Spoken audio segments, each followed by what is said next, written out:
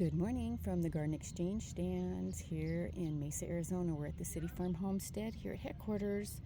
I needed to show off this red flax. It's still blooming, it's wonderful, and the blue have already come and gone this morning. They're not popping out like they did the other day, so I just needed to show you this really fun, pretty bright red. I did tie a red piece of string around it because I want to make sure the seeds, when they go to head ready for harvest, I know which ones are red and which ones are blue so I can label them correctly for sharing.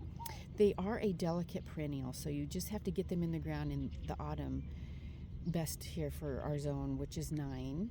And if you go to our website, thegardenexchangestands.org, you can go see what your garden zone growing guides are. For Arizona, we have them all listed by flowers, herbs, and vegetables. There's some pretty fun exotics listed in some of them. But the growing zones, you'll find out there's a link there in the blog under the USDA, so you know where your stuff is, where you can plant stuff. But one really cool thing about this plant I think is pretty neat is the whole plant can be used for an infusion for your hair and skin. But of course, there's no medical advice here. You just have to do your own research.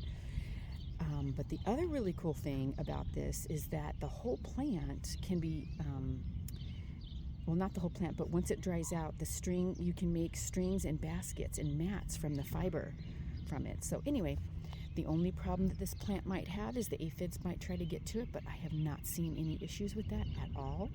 The seed pod heads, you can see the little tiny round ones, they're round, and that's where you're going to find the flax.